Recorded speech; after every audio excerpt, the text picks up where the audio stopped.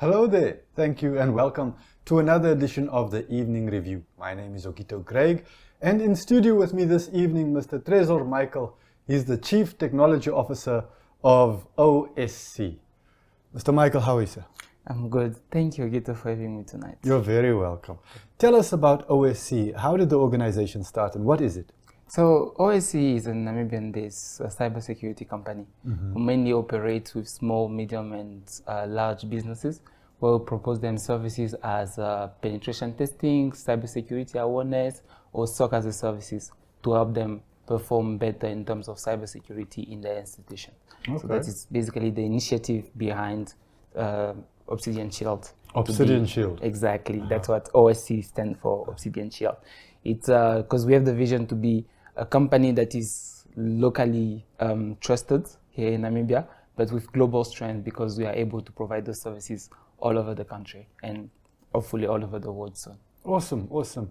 And OSC is also affiliated with NAM CSIRT. Yes. Tell us, what is NAM CSIRT and why is it important that Namibians, especially those using information communication technology, know about it? Okay. NAM CSRT or NAM CSIRT, it's an initiative that of the Namibian government that is, if I can say, overseen by CRAN. So then the idea behind it is to improve the posture of the Namibian cybersecurity as a country. Okay. To be a central repository of all the alert incidents and helping other companies or other entities, smaller or big one, to be able to find the repository of information of previous attacks happening all over the country, or to be able to share some incident that they've themselves faced. So it will help now each companies and individual like you and me to be able to find information, process information about what's happening around the country in terms of cybersecurity. So that is, if I can say in broad, what NAM CSIRT is for. Okay, okay. And you mentioned CRAN. CRAN recently released the National Cybersecurity Incident Management Guide. And in that guide it said, recent statistics confirm that operators of critical information infrastructure and their customers are amongst the most targeted globally. What does that mean and why do they say that? Yeah, it's made sound a little bit extrapolated, but it's totally right. So those companies that they mentioned, it's a company that hold personal information or are acting in a, if I can say, in a business type of way. Yeah. That mean by that they are holding information that are critical to the world, the economy of the country. It can be banking system, it can be telecommunication or health. So those information are really something that in terms of IT, information technology, are valuable because your personal information, as long as mine, are really something that can be put a price on. So those companies are mostly targeted because they hold immense, like huge amount of those type of data. And then those will be, for attackers, it's basically a gold mine where they can exploit them, resell them to make profit out of them. That's why those companies are mainly targeted in terms of cybersecurity. And we've heard of recent incidents where Namibian companies were targeted. Exactly. So unfortunately, we had the telecom incident, the NIC incident, and in SA they had the Standard Bank. So those, I'm mentioning companies that do well and have like really huge amounts of information for their clients or their customers. And then those are precious, like I've mentioned. But are Namibians really so vulnerable? And what are the most common types of threats that we face in terms of cybersecurity? So I wouldn't say we are really that vulnerable. Thankfully, with the initiative of the government to come up with the NAM CSIRT to better up our cybersecurity posture, because we're still a growing country in terms of cybersecurity, and we are mainly going to a digitalized environment where we can now do with the WhatsApp payment that is coming. We had Starlink that was also something that was supposed to come. We are going to a fully digitalized country. I mean, the landscape of potential threats are evolving. And the most common these days are mainly they're targeting us in terms of ransomware, where they will encrypt our personal information that those big companies hold and ask them to pay a certain amount for them to release them. But then some companies also have been subject to some phishing. It's where a threat actor or a hacker or something nefarious want to impersonate somebody else and convince you to give them personal information about yourself that they can later on use against you to do nefarious activity or just do something that is not legally allowed. So those are some of the attacks that we are facing these days. But then, like I said, we are growing and then we are bettering up our cybersecurity posture as a country, and definitely we are moving towards being better in terms of cybersecurity, generally speaking. Do we also face incidents of identity theft and those kinds of impersonations? Yes, we do. That mainly what threat actors, as we call them, use to penetrate some of the company. They will use somebody's personal information that have been publicly available, because we do post a lot. I do believe you post sometime on your status or on your Facebook, Instagram. So we do post a lot. And those actors do use our personal information with AI that is now here and deep faking, where they can impersonate you just by using your image. So they would then try to convince somebody else in your environment. I do believe all of us have heard about these scammers calling you and saying like they are from your family. Yes. So they get all those information from your social media, from the platform where you post your information, or from previous data breaches where they were able to acquire some personal information about yourself. Then they use this information to target you, to try to extort you from some money. So that is for normal individual like you and me, but it can extrapolate to companies also. The guidelines that were released by CRAN recently, they advocate for a risk-based approach. What does that mean?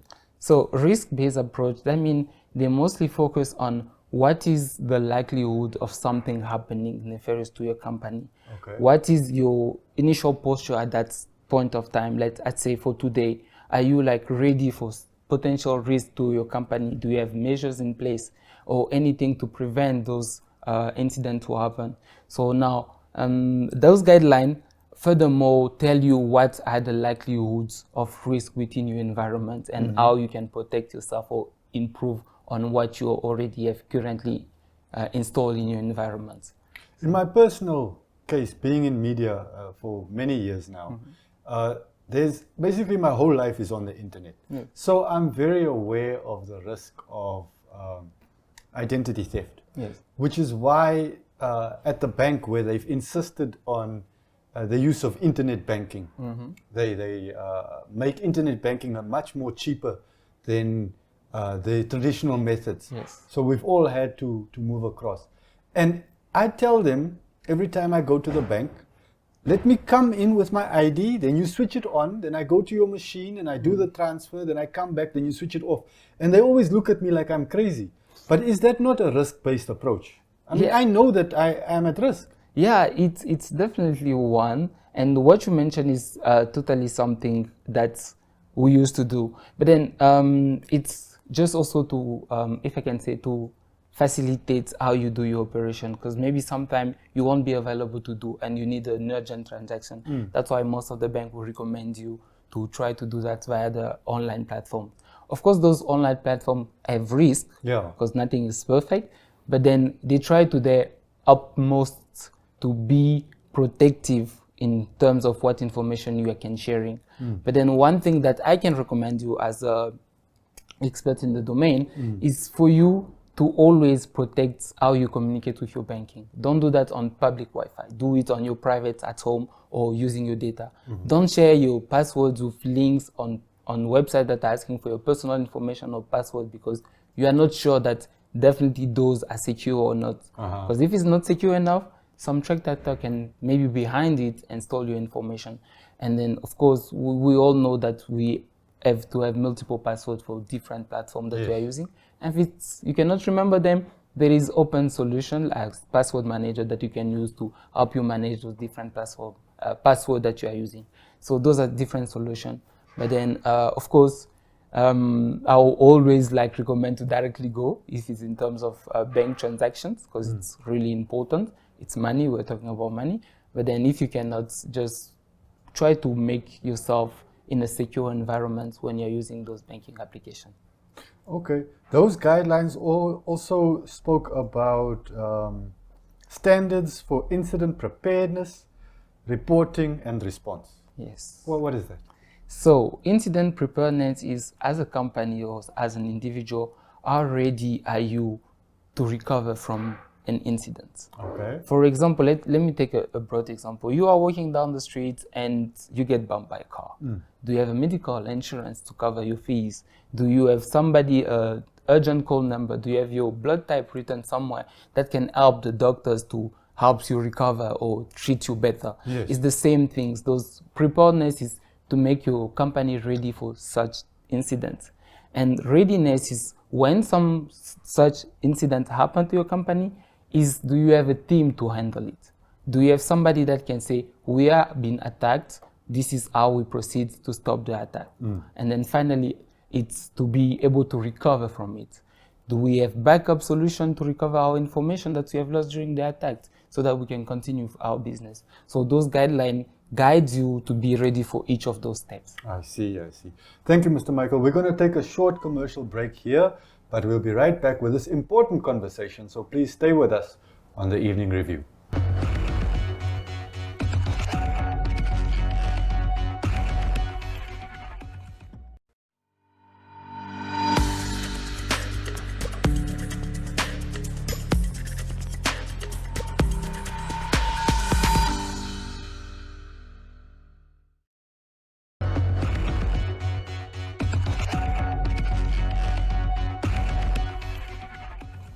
Welcome back to the Evening Review. My name is Ogito Greg, and we continue this interesting conversation with Mr. Tresor Michael. He is the Chief Technology Officer of OSE, Obsidian Shield, cybersecurity specialized company.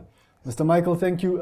Earlier we were exploring some of the risks, but I wanted to ask you, how can Namibians and Namibian entities enhance cybersecurity awareness, education and training? That is a really good question. Regarding like how those entities and as Namibian, you and me can like enhance those different things is firstly through trainings.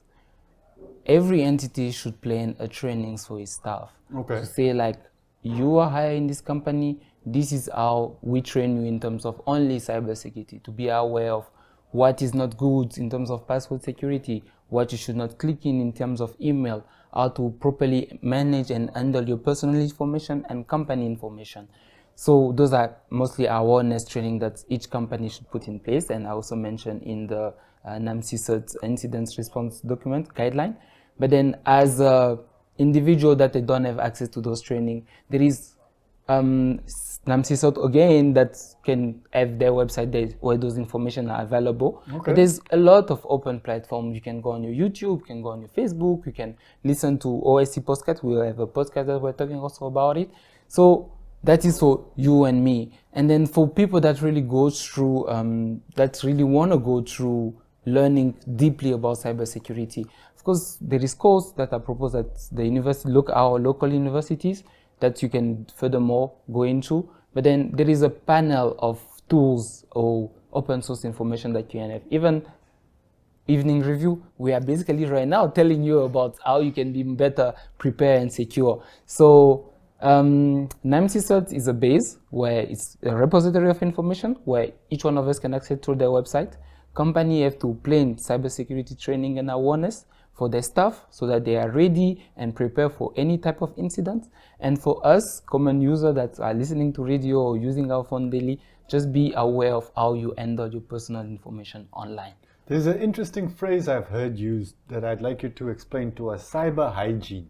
Cyber hygiene. What is that? So cyber hygiene is, it's a lot of, I can say it's a set of practice that we do recommend for any user that are using digitalized information.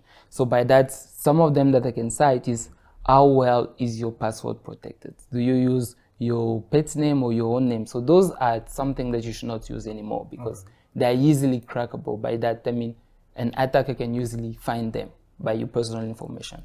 And it's also, do you always like click on links on ads that you receive via emails? Those sometimes point of entry into your network or your personal life where attackers can lie to you to say that you're gonna win something and push you to click, so where they can get your personal information.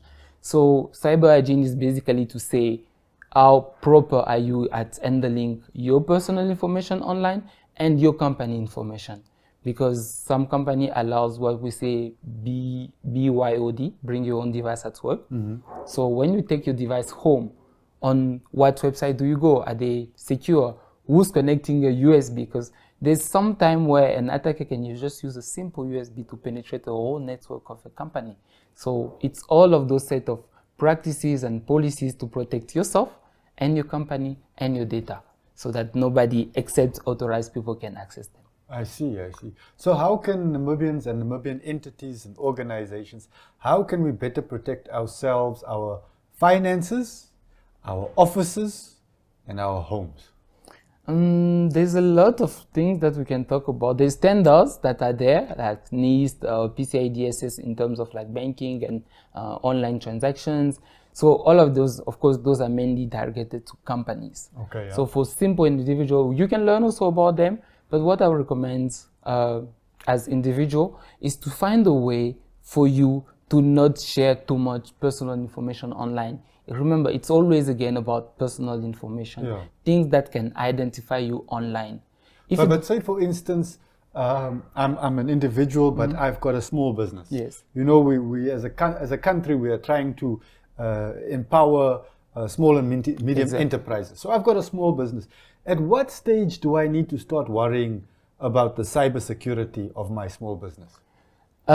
You have to start worrying about the cybersecurity of your businesses as soon as there is any part of your business that touch to information technology. Okay. So if anything in your business is connected in any type of way, you have to worry about cybersecurity. Even if you just have your normal cell phone, because remember, you don't want everybody to know how much money you make at the end of the day. Yes. So those can be targeted by threat actors or other people to like trying to collect statistic and data or analytic data that they can use to have a broad overview of like how much more businesses make in Namibia, and then that can help them like for other purposes. So as soon as your small business touch or are connected to any operating tool or any banking application or anything that is touching to internet or information of things, you must be aware of the risk, and those risks are covered under cybersecurity. So that's how I can say it. As soon as you have something connected in your business, you have to worry about. What about our homes? Many of us have Wi-Fi at home. My kids are there, and I hear that there are predators on the internet. Yes. How do I protect my kids? So to protect your kids, for our listeners and for you, I will say we all have Wi-Fi at home, like you say, is to just, as a parent, I do believe, you must be aware of what your kids are watching online and what they have access to in terms of video that they are watching and social media. And then all of those platforms put security parameters in place. As a parent, you are able to restrict what your kid can see. From directly your Wi-Fi to say set, because on your Wi-Fi, there's the possibility to set a set of rules to say that at this point of time, nobody can access the internet anymore. It's doable on your Wi-Fi. Maybe you're not aware of it, but now I'm telling you, it's doable. Not aware, yes. On the YouTube channel, if they're watching YouTube a lot, you can put parental control there to stop them from watching content that you feel like they should not be watching them. Yes. Same for their social media. It's a little bit more hard on social media because those parameters are not so strong. But then as a parent, you can always monitor to who they are talking, to who they are replying, and to who they are interacting with, to protect them from cyberbullying, because it's really something that is happening these days.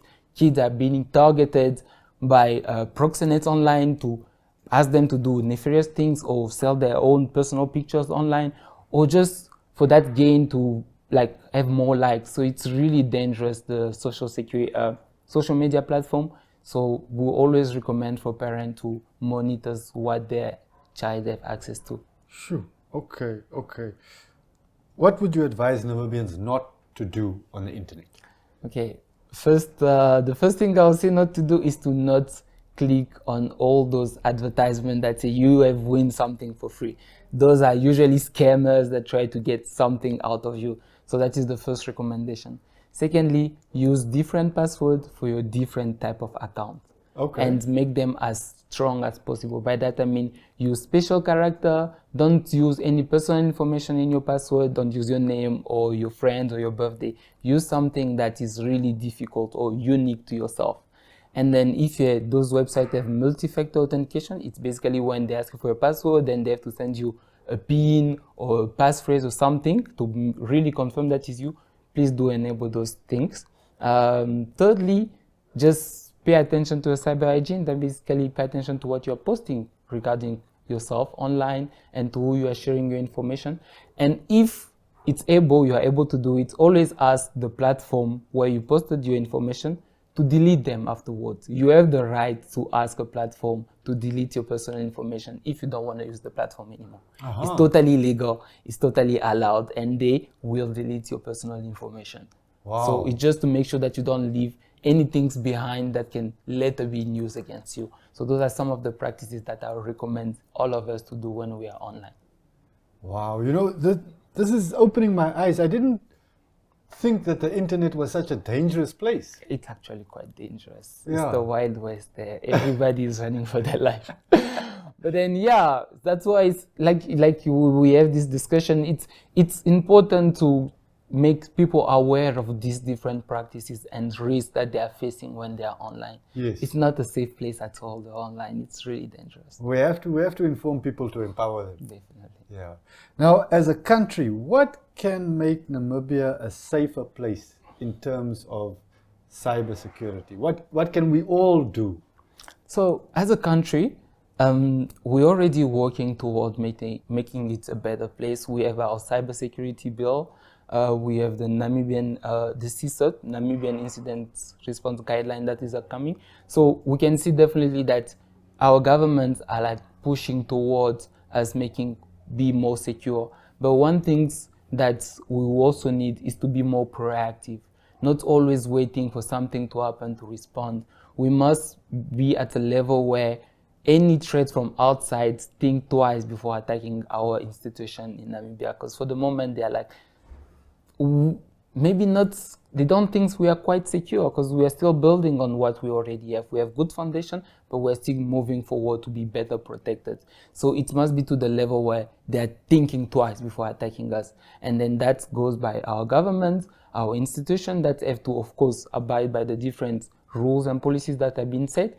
And then us as individuals to be aware to not share too much about, for example, if you have an important role in a important position in the company, please be aware that you are holding a lot of information that can be used against yourself, your company, or the different users or customers of your company. So it's just to be aware of those different things. So if we go all in that way, I do believe we will make good in terms of cybersecurity as a whole nation. And are you, those of you involved with NAM, sir, are you getting cooperation? For instance, we hear so many incidences related to banks. Mm-hmm. And it seems to be the policy that if you are a victim of a scam, you're on your own. The bank has no more responsibility because you were stupid, you gave away your password or you did something, so you must just suffer the consequences and end of story. So regarding that, unfortunately, is a little bit hard because we didn't have a set of rules or policy or legal measure where when, for example, I'm suffering from a scam, I can target or have like the law to back me up. But then we are working toward it with the cybersecurity bill and the data protection also. But then those will help us to be able to say, if I was victim from a scam, I have legally the right to appeal for it to my bank or to any other institutions. But then there is, through the NAMCISO, there is cooperation, because that is basically the purpose of that organization, to be able for each small or business or big entity reports to NAMCISO any incident that they are facing or any cyber threats or risk that they are having, so that we have a centralized platform where any small or big entity can look into, say, okay, my competitors or my partners are suffering from this. Am I protected to it? So without it, we'll be a little bit on our own. It'll be like, You get stolen, it's on your own. You didn't share your information, nobody knows about. Yes. And it's the same. And remember, threat actors are smart people. They really think. If they hack a company that is talking or having partnership with another, those information that they've stolen from the company A, they will definitely find a way to use them against company B and get more information.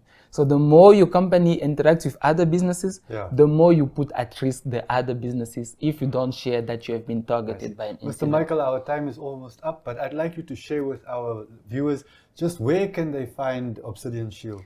You can find us online, of course, on every platform, LinkedIn, Facebook. We're not on Instagram. We have a podcast on social media. And also, you can just come visit us at our office. It's on Independence Avenue, just across Hilton, Office 7. And the NAMC cert, do they just Google it? The NAMC certs, they are, for the moment, they are under CRAN. So you can visit them if you go to the CRAN offices on Independence Avenue. Okay. They have a Zoo Parkside, or Parkside, how they call it. Yeah. Or you can go on their website. There's also their information there if you want to contact them directly. Thank you very much. Thank you very much. And thank you very much for joining us on the Evening Review. Inform yourself to empower yourself, to protect yourself. And join us again tomorrow evening when we'll do this again on Evening Review. Thank you.